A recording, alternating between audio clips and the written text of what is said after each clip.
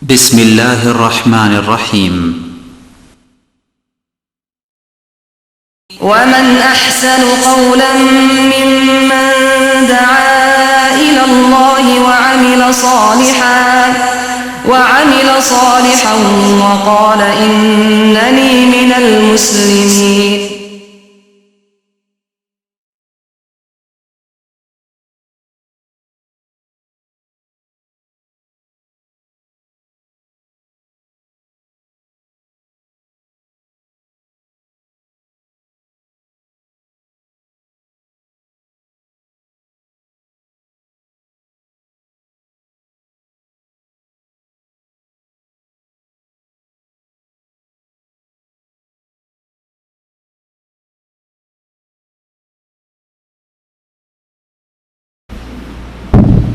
إن الحمد لله نحمده ونستعينه ونستغفره ونعوذ بالله من شرور أنفسنا ومن سيئات أعمالنا. من يهده الله فلا مضل له ومن يضلل فلا هادي له، وأشهد أن لا إله إلا الله وحده لا شريك له، وأشهد أن محمدا عبده ورسوله. أما بعد. Assalamualaikum warahmatullahi wabarakatuh.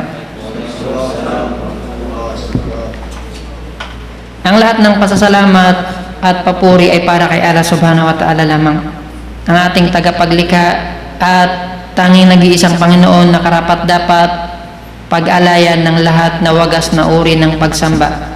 Dalangin natin sa Kanya na nawa ang kapayapaan at pangangalaga niya ay mapasa Kanyang huling propeta na si Muhammad sallallahu alaihi wasallam, sa kanyang pamilya at sa lahat ng Muslim na sumusunod sa tuwid na landas, sa tuwid na gabay hanggang sa huling araw. Mga mahal na kapatid sa Islam, inshallah po yung tatalakayin natin ngayong gabing ito ay paksa na may kinalaman sa karapatan ng mag-asawa sa Islam, o yung mga dapat na ugali at asal na dapat ipairal, lalong-lalo na po ng mga kababaihan sa Islam. Ngayon din inshallah tatalakayin natin yung ibang mga dapat gampanan ng mga kalalakihan. But yung pinaka-main na paksa na ating tatalakayin ay tungkol sa mga kapatid nating babae sa Islam. Lalo na po sa panahon natin ngayon na napakaraming fitna, napakaraming pagsubok at trials, at ang mga babae ay hindi ganun kalakas sa panghahawak sa kanilang pananampalataya. Kakaunti rin yung mga pag-aaral na nagaganap sa mga kababaihan, kaya mas marami yung pagkakamali na nagagawa nila kumpara sa mga pagkakamali na nagagawa ng mga kalalakihan. Sa panimula po, ang ating pagbabatayan at babanggitin ay ang sinabi ni Allah subhanahu wa ta'ala sa banal na Quran. Ang ating Panginoon ay nagwika, sinabi niya, A'udhu billahi minasyaitanir rajim. Wallati takhafuna nujuzahunna fa'idhuhunna wahjuruhunna fil madaji'i wadribuhun. Fa in ata'nakum fala tabghu 'alayhinna sabila. Innallaha kana 'aliyan kabira. Matatagpuan niyo po itong talata na to sa Suratun Nisa, pang-34 na talata ng Suratun Nisa, yung aya 34 po, Suratun Nisa. Dito sinabi ni Allah subhanahu wa ta'ala, wallati takhafuna nujuzahunna. Tinutukoy dito yung mga kababaihan. Paano ba natin didisiplinahin? Kayo po, paano nyo ba dinidisiplina yung mga asawa nyo? Muslim man o hindi Muslim? Karate, taekwondo bang ginagamit nyo, bro? Yung kamay, yung paa. Tayo. Yun na tatalakayin natin, na nabanggit natin ng mga nakaraang paksa natin. Yung aya na to, isinasaad, itinuturo ni Allah subhanahu wa ta'ala sa Quran, wallati takhafuna nujuzahun. Yung mga kababaihan na kinakatakutan ninyo, yung mga asawa nyo, na kinakatakutan nyo na makagawa ng nujuz. Yung nushuz na binanggit ni Allah subhanahu wa ta'ala na Arabic word sa Quran, ang ibig sabihin nito ay ang maksiyah katulad binanggit ng mga scholar natin sa wikang Arabic, katulad ng binanggit ni Wahidi, sabi niya ang nusyuz ma'siyatu zawj, yung paggawa ng kasalanan, yung pagsalungat ng babae sa kanyang asawa, wat tarafu alayhi bil khilaf, at yung pagmamalaki. May mga babae na subhanallah napakayabang, nagmamalaki dun sa kanilang mga asawa, hindi sinusunod. Pag tinignan nyo sa dictionary, yung meaning ng word na nusyuz, ito ay nangangahulugan ng disloyalty, ill conduct, disobedient toward her husband, ng mga kababaihan. So sabi ni Allah subhanahu wa ta'ala dito, kung meron mga kababaihan na mananampalataya na asawa ninyo, mga asawa ninyo, na kinakatakutan nyo na dumating sa kanila yung ganitong mga pag-uugali, ang sabi ni Allah subhanahu wa ta'ala, step by step na pwede ninyong gawin, fa'idhuhun. Yung una na dapat nating gawin ay pangaralan, paalalahanan, at takutin natin yung ating asawa sa pamamagitan ng mga talata sa Quran na nagbabadya ng masidhing kahihinatnan at parusa sa mga babaeng hindi marunong sumunod sa kanilang mga asawa. At pati na rin yung mga hadith na binanggit ni Propeta Muhammad sallallahu alaihi wasallam na nagbabadya ng malaking kahihinatnan at matinding kaparusahan sa mga babaeng suwail o taksil sa kanilang mga asawa. Kapag ang salita, yung mga pangaral at yung mabuting pakikipag-usap ay hindi gumana o walang nangyari, o sabihin natin na hindi napagbago, walang epekto dun sa asawa, merong pangalawang step na itinuro si Allah subhanahu wa ta'ala. Wahjuruhun na fil madaji'. Sabi ni Allah subhanahu wa ta'ala, iwasan ninyo sila. Al-hajar, yung paglikas, paglayo, iwasan ninyo sila sa higaan. Layuan ninyo, huwag ninyong tatabihan. At alam ko po, kahit hindi tayo mga babae, yung may mga asawa, alam ninyo yun, na napakasakit sa isang babae na magkasama kayo sa isang bahay pero hindi mo tinatabihan. Sabi rito, sabi ng mga scholar natin, sabi ni Ibn Abbas, yun ay ang hindi pagkausap sa kanya at ang paglayo sa kanya o hindi pagtabi sa kanya sa higaan. Ginawa ito ni Propeta Muhammad sallallahu alaihi wasallam sa ilan sa mga asawa niya na nakagawa ng kamalian o pagkakamali. Almost inaabot ng minsan isang buwan hindi niya kinakausap yung kanyang asawa para turuan o disiplinahin at mapagtanto nung babae na meron siyang nagawang mali. Yung hajar na tinutukoy dito, yung paglayo o pag-iwas natin ng matagalan, kasi merong hadith katulad nung natanong sa atin nung isang araw, di ba ang sabi ni Propeta Muhammad, kapag merong magkapatid na Muslim na nagkaroon ng alitan o samaan ng loob, hindi dapat tumagal ng 3 araw na hindi sila mag-uusap. Kailangan magbati sila at mag-usap sa loob lang ng 3 araw. Pero dito, katulad binanggit ko sa inyo, may mga pagkakataon umaabot ng 1 buwan hindi kinakausap ni Propeta Muhammad SAW. Hindi po contradiction yun. Sabi ng mga scholar natin, kailan ba natin pwedeng iwanan na yung tao? Halimbawa, nagbabawal kayo, nakakita kayo ng isang mali sa kapwa mo, sa kapatid mo, sa asawa mo. Kailan mo po pwedeng, o hanggang kailan mo po pwedeng iwasan o hindi kausapin? Ang sabi nila, kapag yung tao, mahbub, sabihin, mahal ka ng tao. For example, asawa mo, mahal ka nun. Anak mo, mahal ka nun. Kaibigan mo, mahal ka. Kapag ka siya ay iniwasan mo o kaya hindi mo kinausap, hindi mo man lang sinasalam, kahit tumagal, natural mahal ka nun, walang problema kahit tumagal. Kasi magdudulot yun na mapag-iisipan niya na mali yung ginagawa niya. Pero ba hindi mo kilalang tao, nakita mo na mali, kapitbahay mo na, hindi mo naman ka-vibes, nakita mo na ninigarilyo, nagsusugal, panay ang awat mo, panay ang bawal mo, walang dudulot na mabuti yun, iwanan mo na lang. Hindi mo kayang bawalin yun dahil hindi ka naman mahal nun. Katulad ng ginawa ni Propeta Muhammad sallallahu alaihi wasallam. But hindi mo po pwedeng patuloy pa rin dapat na nabigyan ng paalala kahit na hindi tayo pinapansin. Importante yun ang obligasyon natin sa kanila. Taib.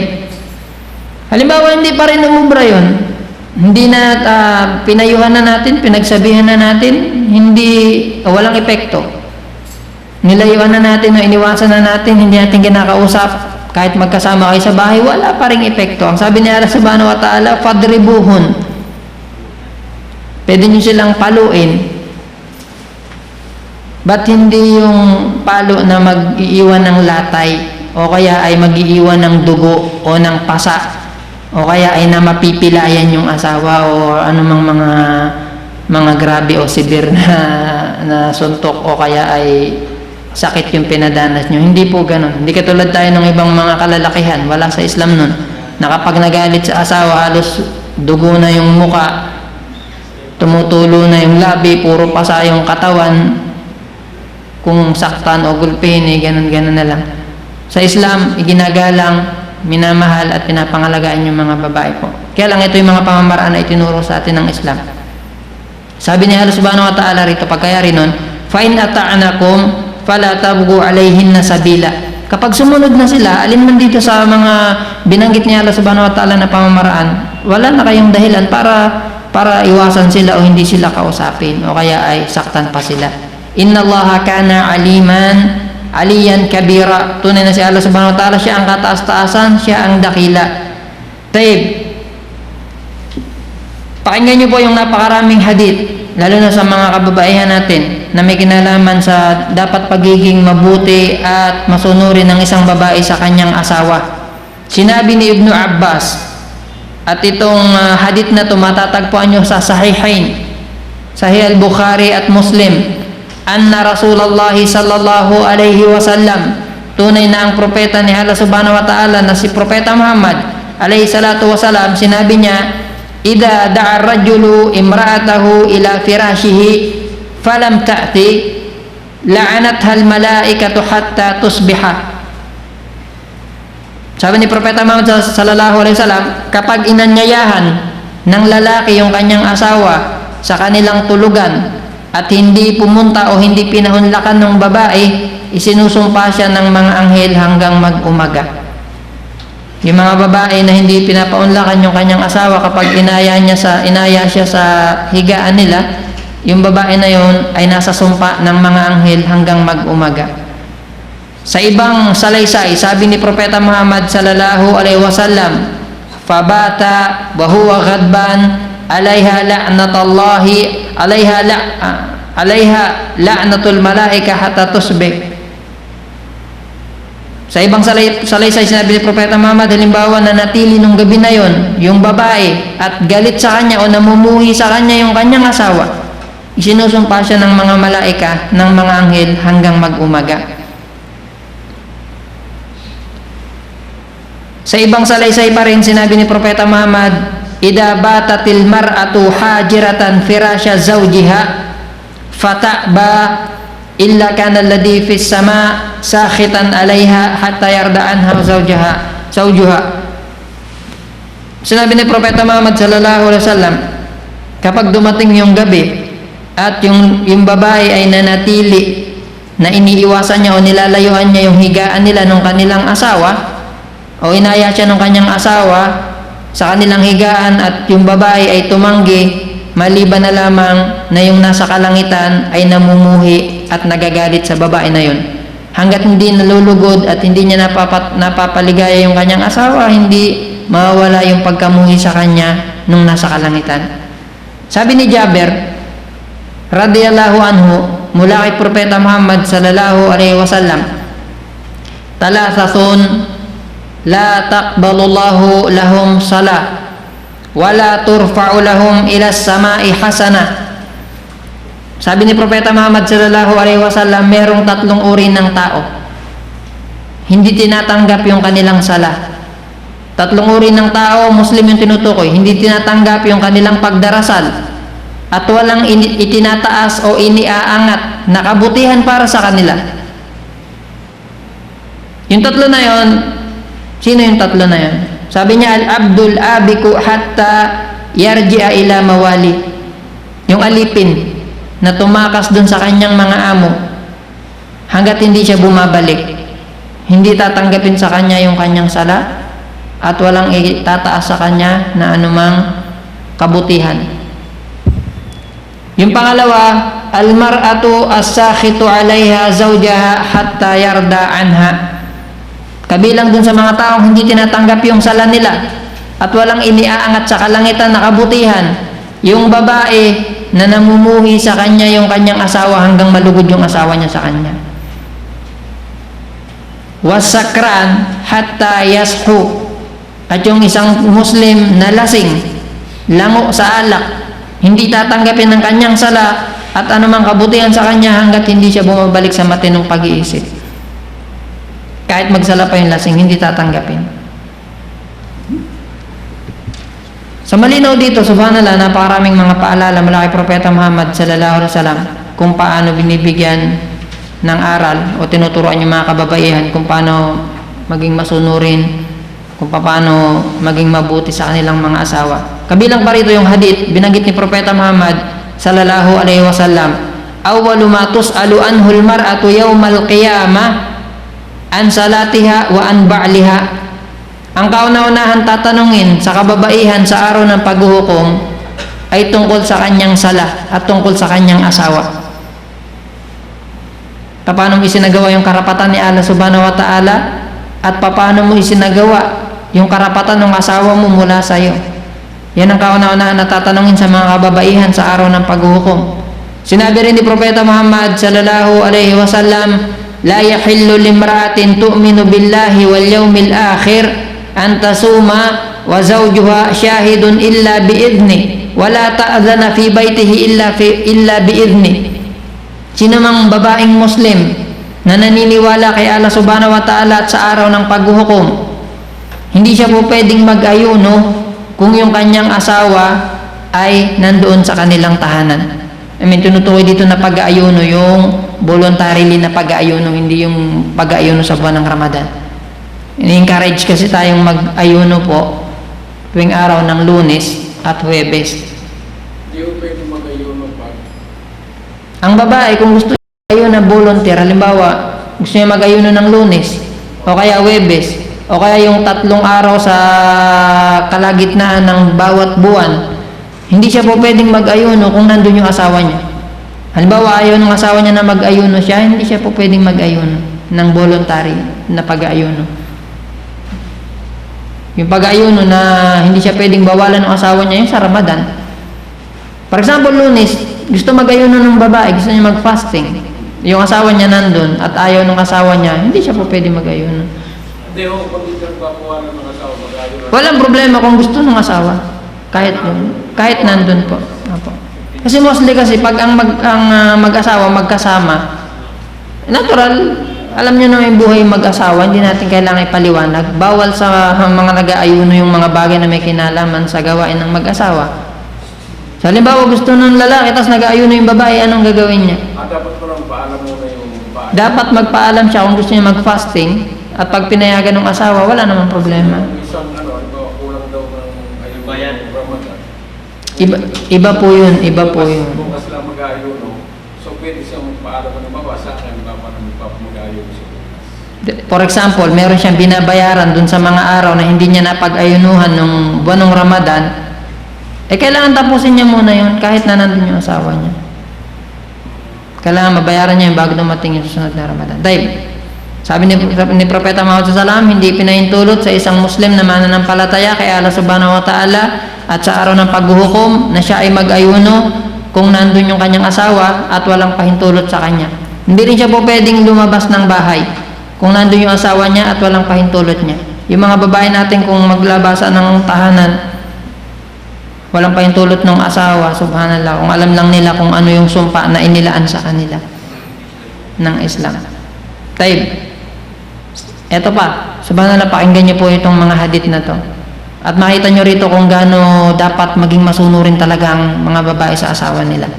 Sabi ni Propeta Muhammad sallallahu alaihi wasallam, "Law kuntu amiran ahadan an yasjuda li ahadin la amartul mar'ata an tasjuda li zawjiha. Tingnan niyo po itong hadith na to. Sabi ni Propeta Muhammad, kung mag-uutos lang ako sa isa man sa inyo na magpatira pa siya sa isang tao, uutusan ko yung mga babae na magpatira pa sa kanilang asawa.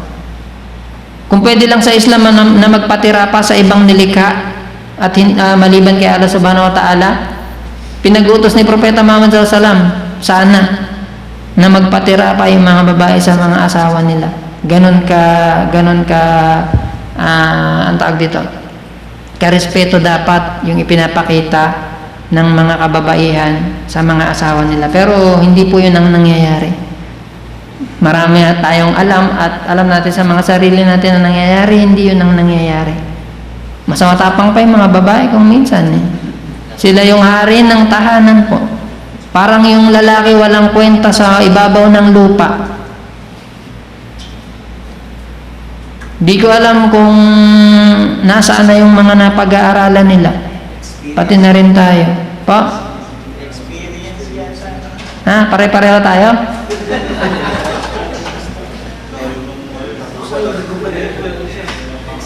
Wala namang nakaligtas dito.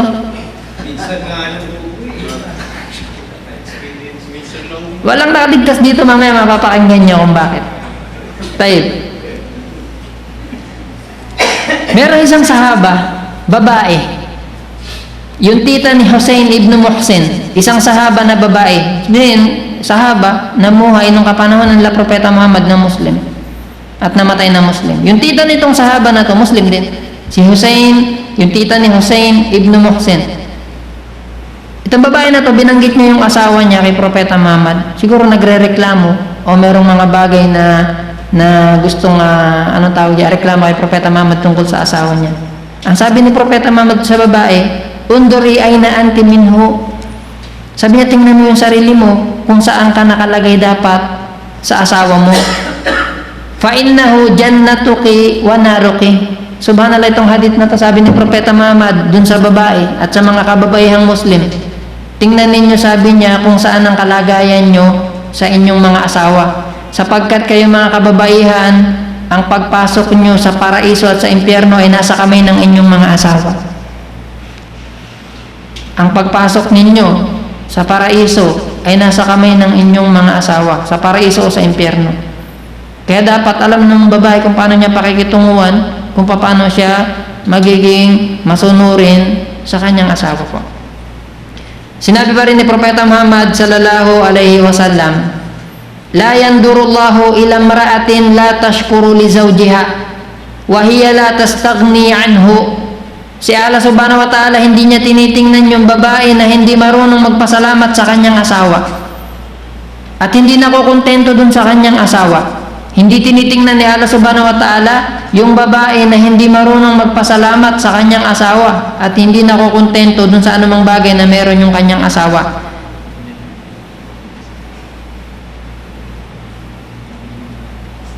Sabi rin ni Propeta Muhammad sallallahu alaihi wasallam, ayyuma imra'atin matat wa zawjuha anha radin dakhala al-jannah. Subhanallah, ayaw ba nila nito? Kaya sabi sa inyo, ang mga babae, ang pagpasok sa paraiso nasa kamay ng kanilang mga asawa. Sabi dito ni Propeta Muhammad, sino mang babae na namatay yung asawa niya at yun ay nalulugod sa kanya, papasok siya ng paraiso. Yung babae, namatayan ng asawa at yung asawa niya na ay nalulugod sa kanya nung namatay, papasok yun, 100% yung babae na yun sa paraiso. Walang binanggit dito na marami bang ginawang sala yung babae na yun, marami bang pag-aayuno na ginawa yung babae na yun, marami bang kawang gawa na ginawa yung babae na yun. Hindi. Dapat lang maging masunurin siya, nalulugod sa kanya, natutuwa sa kanya yung kanyang asawa. Paano kung lahat ng panahon namumuhi yung asawa? Halos ayaw nang makita yung asawa niya. Tayo.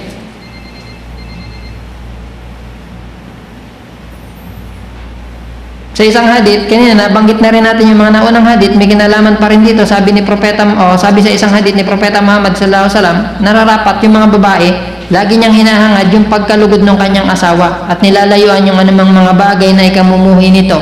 Hindi niya ito pagbabawalan anytime na gusto ng lalaki yung kanyang asawa. Sabi ni Propeta Muhammad SAW, kapag tinawag ng lalaki yung kanyang asawa o inimbitahan sa kanilang higaan, dapat tugunin ng babae kahit pa nga abala siya o marami siyang ginagawa sa kusina. Yun ang binanggit dito. Kasi karamihan naman nagawa ng mga babae nasa kusina.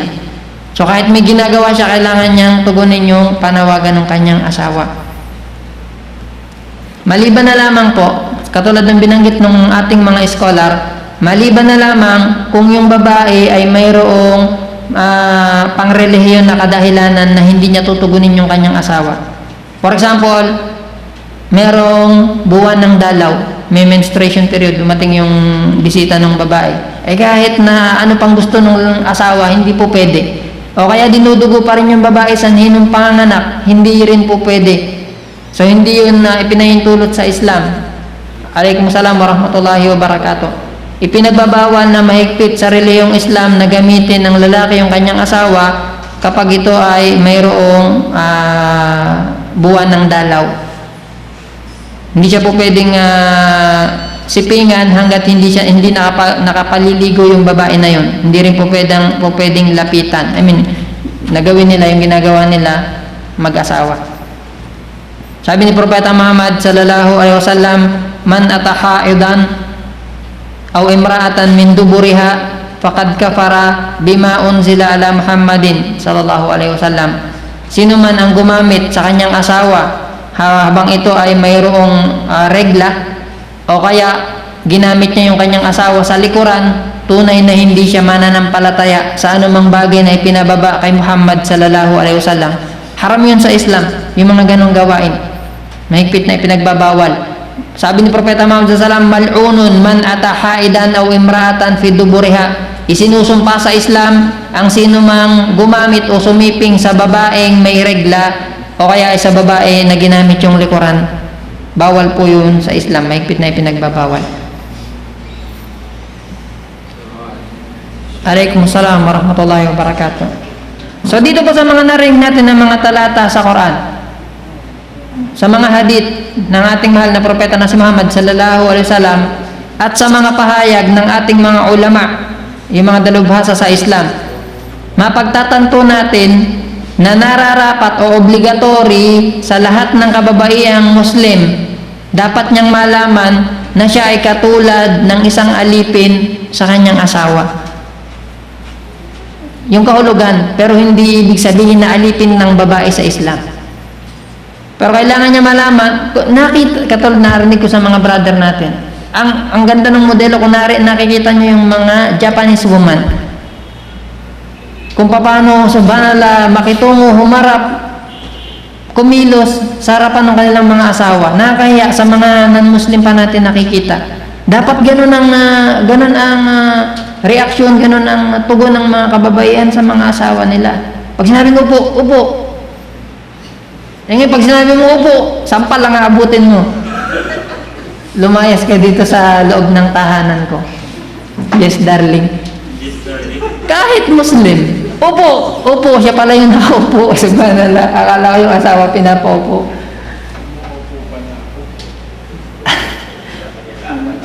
Ulitin natin, dapat mabatid ng mga kababaihan na sila ay katulad ng alipin o na parang animoy alipin sa harapan ng mga asawa nila.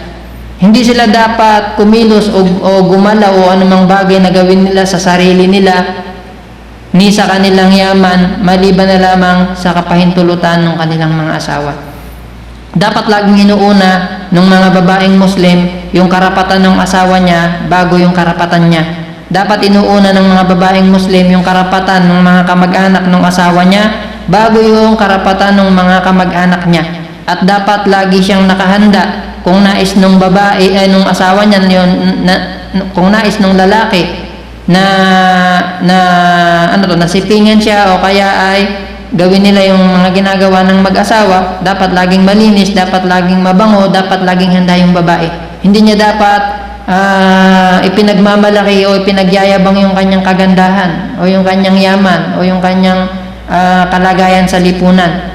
At hindi niya dapat pinipintasan yung anumang kapangitan na meron sa kanyang asawa.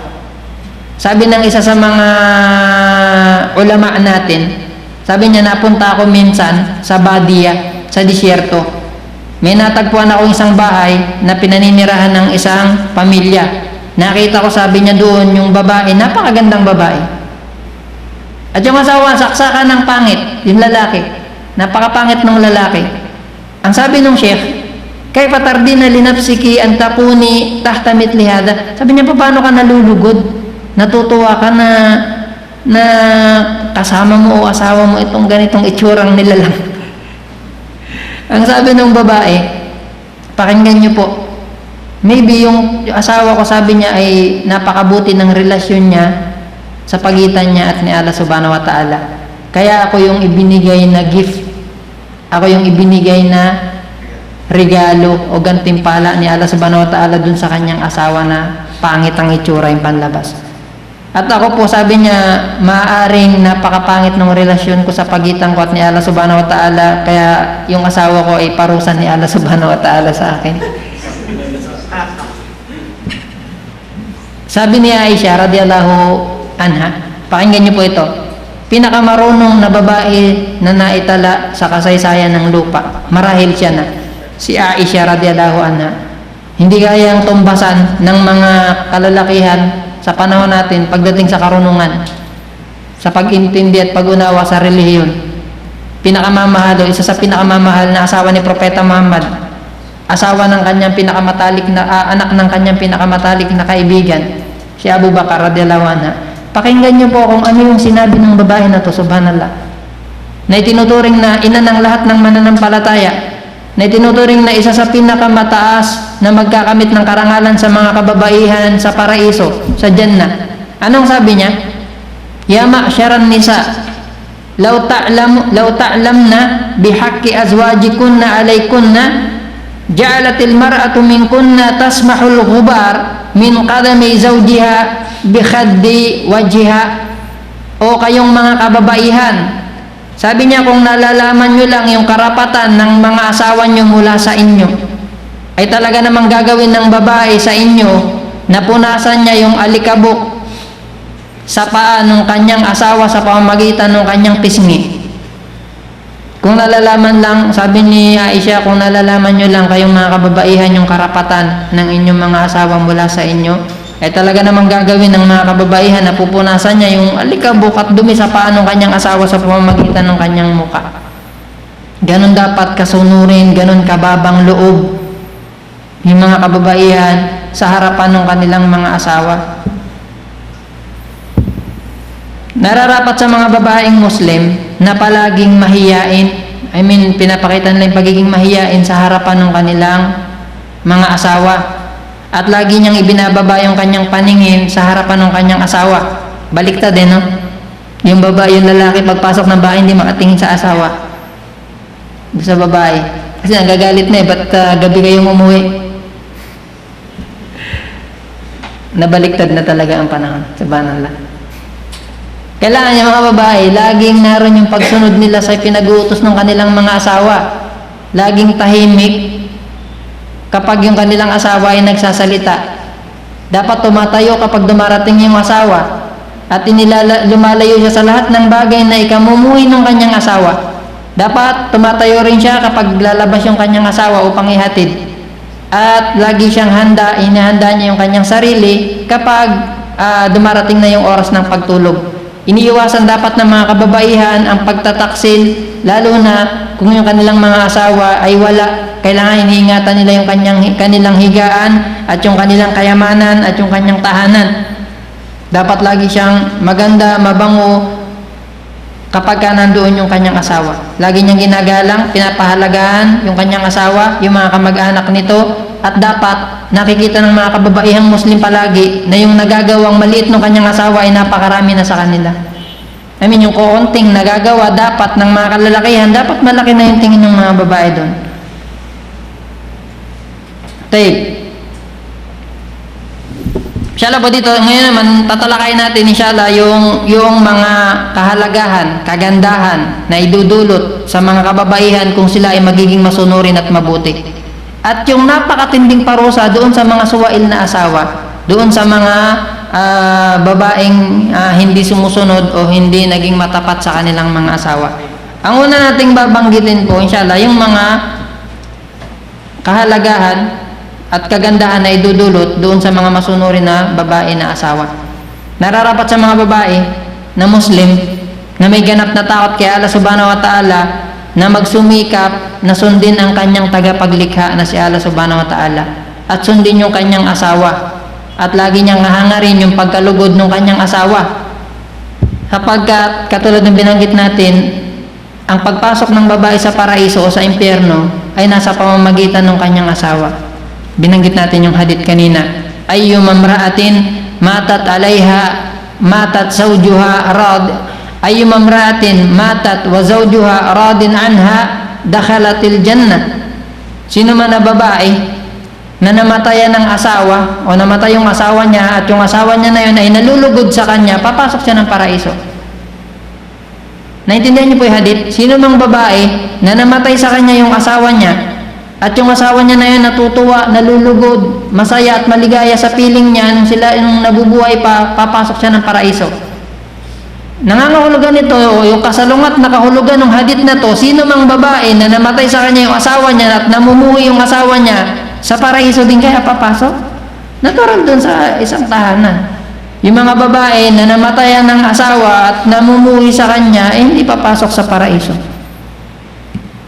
Sa isa pang hadith, sabi ni Propeta Muhammad sallallahu alaihi wasallam, "Idza sallatil mar'atu khamsaha wa samat syahraha wa ata'at ba'laha faltadkhul min ayyi abwabil jannati sya'at." Subhanallah.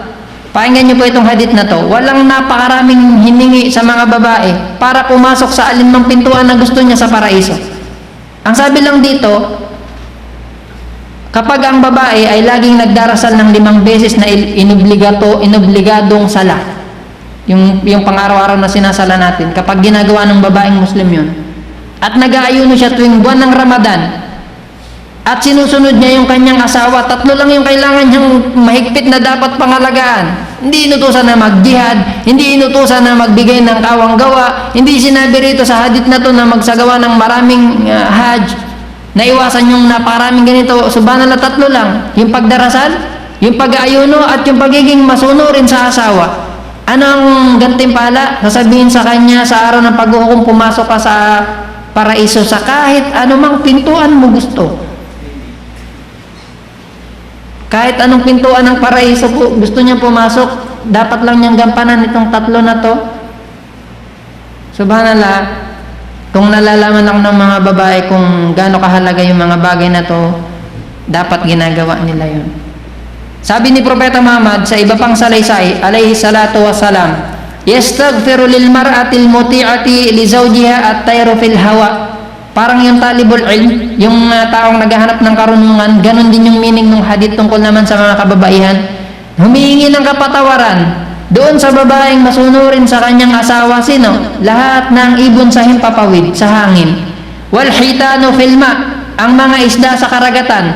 Wal malaikatu fis sama, ang mga anghel sa kalangitan. Wasyamsu wal qamaru madamat fi rida zawjiha. Humihingi ng kapatawaran ng araw, ang buwan, hanggat natutuwa doon sa babae na yun yung kanyang asawa. Paano nagsasalita? Hindi at alam paano nagsasalita yung araw, yung buwan, yung mga isda, yung mga ibon, yung mga anghel sa kalangitan. Pero binanggit sa hadith na to, humihingi ng kapatawaran yung lahat ng nilikha na yun. Kanino? Doon sa babae na masunurin sa kanyang asawa. Wa ayyum amra'atin asat zawjuha fa'alayha la'natullahi wal malaikati wan nasi ajmain. At sino mang babae na sinuway niya yung kanyang asawa, para sa kanya ay sumpa ni Allah at ng mga anghel at ng lahat ng tao. Wa ayyum amra'atin kalahat fi wajhi zawjiha fahiya fi sakhatillah ila an tudahikahu wa tastardi. Sino man yung babae na umirap, umirap ang gawain ng mga babae pag nabubwisit, pag naiinis. Sino man babae na umirap sa asawa niya, para sa kanya ay ang pagkamuhi ni Allah subhanahu wa ta'ala, hanggang sa mapatawa niya o kaya ay malugod sa kanya yung kanyang asawa.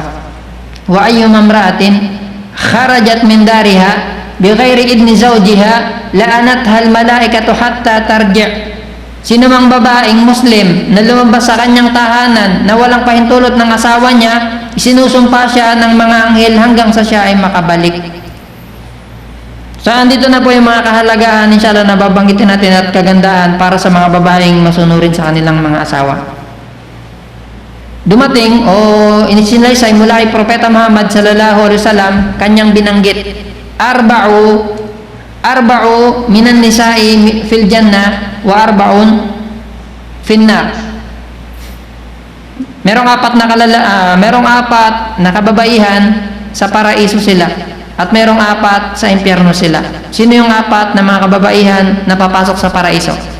Ito po yung mga yon. Yung una, famra'atun afifatun ta'i'atun lillahi wa li zawjiha.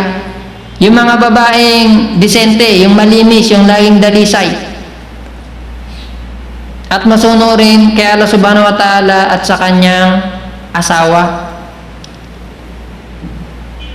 Yun yung una. Yung pangalawa po, yung mga babaeng palaanakin, matiisin sila at kontento sa anumang bagay na malaki o maliit kasama ng kanyang asawa. Babae na palaanakin, kontento sa anumang bagay na ibinigay sa kanila ng Diyos kasama ng asawa niya, mahirap man sila o mayaman man sila, ay kontento siya. Hindi naghahanap ng mga bagay na hindi kayang ibigay ng asawa niya. Yung pangatlo po, babaeng mahiyain, na kung saan kapag yung kanyang asawa ay wala, iniingatan niya yung kanyang sarili at yung kanilang kayamanan. At kapag nandun na yung asawa niya, pinipigilan niya yung kanyang dila na magsalita ng masakit o masama.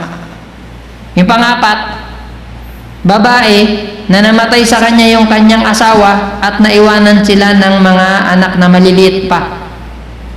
Babae, meron silang mga anak na matayan ng asawa, naging balo. Naiwanan yung mga maliliit na anak. Pinigilan niya yung sarili niya na mag-asawa ng iba. Sa halip, inilaan ng babaeng ito yung kanyang oras at panahon sa pagdisiplina, pag-aaruga at pag-aalaga ng kanilang mga anak. Hindi na siya nag-asawa kasi baka mapariwara o kaya ay ano lang ang mangyari dun sa mga anak niya. Sinikap niya na siyang mag-isa ang bumuhay. So ito yung apat na mga kababaihan na inshallah papasok sa paraiso. Nandito po yung mga kababaihan naman, apat din papasok sa impyerno. Yung babaeng matalas, malaswa o ano tawag dyan? Badiatul lisan. Ano bang tawag dun, bro? Matalas ang dila, laging nagsasalita ng masakit sa asawa niya. At tawilatul lisan, ang sabi rito, mahaba ang dila, hindi pala matalas. Mahaba ang dila at laging nagbubunganga. Kapag wala yung asawa niya, hindi niya iniingatan yung kanyang sarili. At kapag nandun na may asawa niya, subhanallah, pinipinsala niya sa pamamagitan ng kanyang dila, laging nagsasalita ng masakit. Yung asawa ayaw nang umuwi ng bahay kasi lagi lang niya narinig yung bunganga ng kanyang asawa. Pangalawa po, babae na inaatangan niya yung kanyang asawa ng bagay na hindi kaya ng asawa. Subhanallah, nangyari sa iyo. Subhanallah, lalakas bro, naririnig namin eh. Babae, pinapapasan sa kanya ng asawa niya yung mga bagay na hindi niya kaya. Pangatlo po, babae, hindi niya tinatakpan yung sarili niya sa mga kalalakihan. Lumalabas siya sa kanyang bahay na nakalantad yung kanyang, ano bang tawag doon? Kagandahan. Yung kanyang aura. At pang-apat, babae na walang ibang importante sa kanya kundi ang kumain, uminom at matulog. Wala kakwenta-kwentang asawa, puro kain, inom at tulog ang alam. Walang hilig magsala, wala man lang pagsunod kay Allah subhanahu wa ta'ala at sa kanyang propeta, at hindi rin sinusunod yung kanyang asawa. Subhanallah, puro kain, inom at tulog.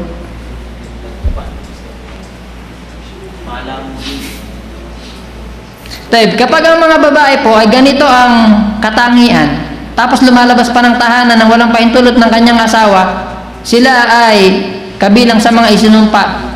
Sila ay mga babaeng angkan ng impyerno, maliban na lamang kung sila ay magbalik loob, humingi ng tawad kay Allah subhanahu wa ta'ala. Kaya nga sinabi po ni Propeta Muhammad sallallahu alaihi wasallam, pakinggan niyo itong hadith na to. Sinabi ni Propeta Muhammad sallallahu alaihi wasallam, sinabi ni Propeta Muhammad sallallahu alaihi wasallam, ittala'tu finnar fara'aitu aktsara ahliha an-nisa. Sabi niya nung gabi ng Isra at Mi'raj, nang si Propeta Muhammad sallallahu alaihi wasallam ay tumingin sa impyerno, nakita niya na pinakamaraming pumasok doon mga kababaihan. Alam niyo yung dahilan? Dahil ba sa mga mamamatay tao kaya yung mga babae? Mas marami bang babae na pumapatay, nagkukumit ng adultery, umiinom ng alak, o kaya ay kung anong mga major sin ang ginagawa? Hindi yun ang dahilan. Ang pangunahing dahilan, bakit mas maraming babae na papasok sa impyerno dahil sa napakakaunti na pagsunod nila kay Allah subhanahu wa ta'ala, sa kanyang propeta sallallahu alaihi wasallam, at sa kanilang mga asawa. At karamihan sa mga babae, inilalantad na talaga nila yung kanilang dapat itago, yung mga Muslim. Naalala ko na naman si Tatang, ngayon ko lang na narinig yung salita na yun. Mashallah, yung mga sister natin daw sa Quiapo, nakakatuwa kasi nakakahijab. Maganda naman nakahijab, pero ang masama, labas yung pusod. Nakahijab pa tapos hanggang yung suot-suot na damit labas yung pusod. Anong klaseng hijab yun? Mana pa tinago yung pusod, di ba? Pusod, di ba nilibas yung mukha Yan ang mga model ng Muslim ngayon. Mashallah, papakita sa television itong mga bagong Muslima dress code. Ang ganda-ganda sa mukha nakatutok. Subanan lang may binaba yung camera, labas yung pusod. Tama ba yun? Kaya makatotohanan yung sinabi ni Propeta Muhammad sallallahu alaihi wasallam, hindi po pwedeng itanggi ito. Pinakamaraming papasok sa impyerno ay yung mga kababaihan. Pakinggan niyo ba ito? Sabi ni Propeta Muhammad sallallahu alaihi wasallam, al-mar'atu awra fa idha kharajat min baitiha istashrafaha asyaitan. Ang mga kababaihan ay aura, pribado, lahat ng bahagi ng katawan niya pribado. Kapag siya ay lumabas mula sa kanyang tahanan, meron siyang mga bodyguard. Syaitan nga lang. Meron siyang mga bodyguard, hindi from China. Hindi from Beijing yun. Si Satanas taga Beijing ba yun? Demonyo yung bodyguard. Kaya po, wala nang pinakamagandang lugar at pinakadakilang lugar, lalo na sa paningin ni Allah subhanahu wa ta'ala, para sa mga babaeng Muslim, kundi yung kanyang tahanan.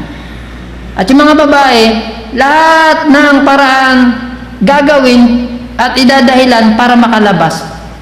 Gusto kong pumunta sa mga magulang ko, maganda yung intention Gusto kong dumalaw sa libingan, gusto kong dumalaw sa kapatid kong may sakit. Hindi siya titigilan ni Satanas na humingi ng katwiran para makalabas lang ng kanyang bahay. Kahit na napaganda ng intention, pero subhanallah, kung alam lang nila kung gaano kahalaga yung pananatili nila sa bahay, hindi na sila lalabas. Sabi ni Ali tuloy, radiyallahu anhu, sa asawa niya si Fatima, na anak ni Propeta Muhammad sallallahu alaihi wasallam, ya Fatima, ma khairun lin nisa. Fatima, tinatanong ni Ali yung asawa niya, ano bang mabuti para sa mga babaeng Muslim? Ang sabi ni Fatima radiyallahu anha, an la tara ar-rijal wala yarawha, na hindi niya nakikita yung mga kalalakihan at hindi rin siya nakikita ng mga kalalakihan. Ang pinakamabuti sa mga kababaihan na hindi siya nakikita ng kalalakihan o hindi niya nakikita ang mga kalalakihan at hindi rin siya nakikita. Kaya nga noon, laging sinasabi ni Ali radiyallahu anhu, ala tastahyun, ala tugharun. Sabi niya, hindi ba kayo nahihiya? Hindi ba kayo nagsiselos? Iniiwanan ng isa sa inyo yung kanyang asawa, lumalabas siya sa pagitan ng mga kalalakihan, pinagtititingnan siya at pinagpepestahan siya ng mga mata ng mga lalaki, at yung babae tumitingin din sa kanila. Kaya nga, nung kapanahonan ni Propeta Muhammad sallallahu alaihi wasallam, At nung isa sa mga araw na yon ay nandoon yung kanyang dalawang asawang babae, si Aisha at si Hafsa. Isang araw, si Aisha at si Hafsa nandun sa bahay ni Propeta Muhammad, pareho silang nakaupo. Pumasok yung isang sahaba na bulag, si Ibnu Maktum. Bulag na sahaba. Wallahu alam, siya yung isa sa mga muadzin din, di ba? Isa sa mga muadzin. At yung lalaki na to, bulag. Sabi ni Propeta Muhammad sallam, ihtajiba minhu. Sabi niya, magtakip kayo sa harapan niya. Sabi ng dalawang babae, ya Rasulullah, alaysa huwa a'ma, la yubsiruna, wala ya'rifuna. Sabi ng dalawang babae, mga asawa ni Propeta Muhammad, ya Rasulullah, hindi po ba bulag naman siya? Hindi niya kami nakikita at hindi naman niya kami kilala. Sabi ni Propeta Muhammad, apa'am yawani antuma alastuma tubsiranuhu. Sabi ni Propeta Muhammad sallam, tunay naman na bulag yung lalaki na yan. Kayong dalawa, bulag ba kayong dalawa? Hindi nyo ba siya nakikita? Dito sa hadith na to, kahit yung mga babae dapat pinipigilan at tinuutusan na hindi dapat tumitingin sa mga kalalakihan. Vice versa po yun, hindi lang ang mga kalalakihan ang pinagbawalan sa Quran at ng Islam na tumingin sa mga babae, pati yung mga babae ganun din.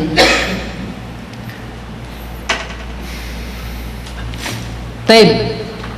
So ganun, nararapat po sa mga kalalakihan, katulad binanggit natin na kanilang ibaba yung kanilang paningin sa harapan ng mga kababaihan at ganun din ang mga babae sa harapan ng mga kalalakihan. Binanggit na natin yung binanggit ni Aisha radhiyallahu anha. So kung kailangan talaga lumabas ng mga babae sa pagdalaw sa mga magulang niya, mga kaibigan niya, sa mga kamag-anak niya o anumang mga bagay na katulad nito, kailangan po niyang humingi ng pahintulot mula sa kanyang asawa nang hindi siya naglalantad ng anumang ganda o kaya ay anumang bagay na maaaring pagdudahan o makita na puna sa kanya, nang sa ganon ay hindi siya masama doon sa mga sumpa na binanggit ng ating mahal na propeta sallallahu alaihi wasallam. Makipatay ngayon may cellphone na yan, kapatid ko pa naman.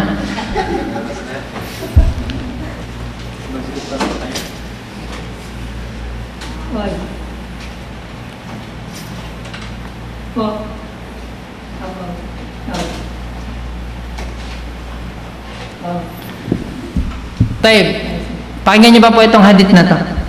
Although yung hadith na to weak na hadith, mahina.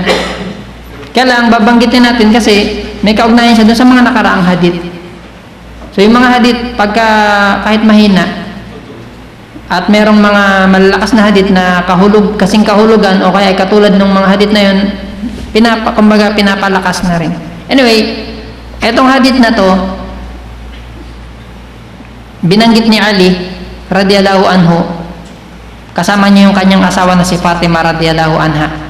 Sabi niya, minsan pumasok ako at yung aking asawa kay Propeta Muhammad sallallahu alaihi wasallam, sa bahay niya. Sabi niya, natagpuan naming mag-asawa na si Propeta Muhammad sallallahu alaihi wasallam ay umiiyak, matindi yung pag-iyak niya. Ang sabi ko, fidaka abi wa ummi ya Rasulullah, kumbaga sacrifice para sa iyo ang aking ama at ang aking ina, o mahal na sugo ni Allah. Ano po ba ang dahilan bakit kayo umiiyak? Ang sabi niya, ya Ali, noong gabi na ako ay itinaas sa kalangitan, nakita ko, sabi niya, yung mga kababaihan min ummati, mula sa aking umma, dumadanas ng iba't ibang uri ng parusa na napakasakit. Kaya ako umiiyak nung makita ko yung napakatitinding parusa na dinadanas ng mga kababaihang Muslim sa impyerno. Subhanallah, Muslim yung tinutukoy na nakita ni Propeta Muhammad, mga babae. Sabi niya, nakita ko babae, nakabitin siya sa impyerno sa pamamagitan ng kanyang buhok habang kumukulo yung kanyang utak. Nakita ko, sabi niya, yung babae, nakabitin sa pamamagitan ng kanyang dila at ibinubuhos sa kanyang bunganga yung apoy, dumadaan dun sa kanyang lalamunan. Nakita ko, sabi niya, ang babae na nakagapos yung kanyang mga paa sa kanyang dibdib at yung kanyang mga dalawang kamay sa kanyang noo. Nakita ko, sabi niya, yung babae nakabitin doon sa impyerno sa pamamagitan ng kanyang breast. Nakita ko, sabi niya, may mga nakita ko na Muslim na babae doon, yung kanilang mga ulo ay ulo ng baboy, yung kanyang katawan ay katawan ng himar, asno, at dumadanas ng libo-libong kulay ng parusa. May nakita rin ako, sabi niya, na babae, ang itsura niya ay aso. Pumapasok, sabi niya, yung apoy mula sa kanyang bibig at lumalabas sa kanyang likuran. At yung mga malaika, yung mga anghel ay ginugulpi at pinaparusahan yung mga babae na yun. Tumayo si Fatima radhiyallahu anha at sinabi niya, aking mahal na ama, at kayo lang po ang nais kong laging nakikita. Ano po ba ang gawain ng mga babae na yun at bakit dinadanas nila yung ganoong uri ng mga parusa sa impyerno? Sinabi ni Propeta Muhammad sallallahu alaihi wasallam, mahal kong anak, yung mga babaihan na nakabitin sa pamamagitan ng kanilang mga buhok, sila yung mga babaeng hindi tinatakpan yung kanilang mga buhok nung sila ay nasa lupa pa sa harapan ng mga kalalakihan. At yung nakita ko na yung kanyang siya ay nakabitin sa pamamagitan ng kanyang dila, sila yung mga kababaihan na lagi nilang pinipinsala sa pamamagitan ng kanilang bunganga yung kanilang mga asawa. Yung mga babae na nakabitin sa pamamagitan ng kanilang mga breast, sila yung mga babaeng sinira nila yung higaan ng kanyang asawa. I mean, meron siyang pinahintulutan na ibang lalaki na humiga dun sa higaan ng kanyang asawa. Nagumit ng adultery. Yun ang ibig sabihin dito. Type. At yung sabi niya, mga babae na yung kanyang ulo ay ulo ng baboy at yung katawan ay katawan ng asno, sila yung mga babaeng nagkakalat ng namima at sinungaling. Yung namima, yung laging pinag-aaway yung mga kapatid niya. Sabi ni Fulana, maarte ka daw. Sabi ni Fulana, maarte ka daw. Pupunta sa kabila, gagawa rin ng paninira. Mag-aaway yung dalawang babae dahil sa kanya. Sila yung mga binanggit dito sa hadith na to. Yung mukhang aso na pumapasok yung apoy dun sa kanyang bibig at lumalabas sa kanyang puwitan, yun yung mga babaeng mainggitin. Kaya sabi ni Propeta Muhammad sa dulo ng hadith, alwailu lil mar'ati ta'si zawjaha, talagang sumpa doon sa mga kababaihan na subhanallah suwail at palaging gumagawa ng kasalanan laban sa kanilang mga asawa. Meron pang hadith dito mula kay Mu'adh ibn Jabal radhiyallahu anhu, sinabi ni Propeta Muhammad sallallahu alaihi wasallam, la tu'dil mar'atu zawjaha fid dunya illa qalat zawjatuhu minal huril ain la tu'dihi ka talaqillah fa innama huwa indaka dakhil yushiku an yufarikaki ilayna. Sabi ni Propeta Muhammad sallallahu alaihi wasallam, wag pipinsalain o wag gagawa ng masama ng mga kababaihan yung kanyang asawa dito sa lupa. Hindi dapat ganun talaga ang ugali at attitude ng mga babae. Dapat hindi niya pinipinsala, hindi niya dapat pinagagalit yung kanyang asawa. Bakit?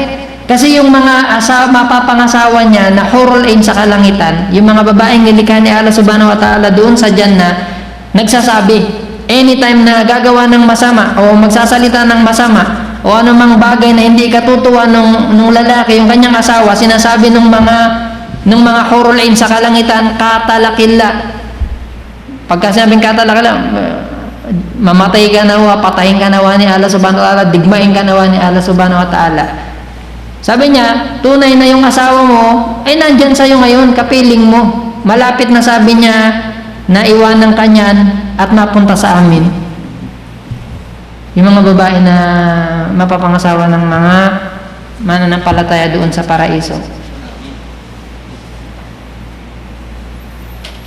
Dahil kung yung mga kababaihan po ay inuutusan na maging mabuti at masunurin sa kanilang mga asawa at ang hinihiling sa kanila na kanilang hanapin yung pagkalugod ng kanilang mga asawa, ganon din naman yung mga kalalakihan. Dapat po lagi tayong nagpapakita ng kabutihan, kabaitan at ang pagtitiis natin kung meron mang masama na ugali o bagay na meron sa ating asawa. Lagi natin dapat ibinibigay at ginagampanan yung mga obligasyon natin sa kanila yung paggasto sa kanila, yung pagpapadamit sa kanila, yung pakikitungo sa kanila ng mabuti. Washiruhunna bil ma'ruf, sabi ni Allah subhanahu wa ta'ala, mamuhay kayo o pakitunguhan nyo sila dito sa lupa ng kabutihan.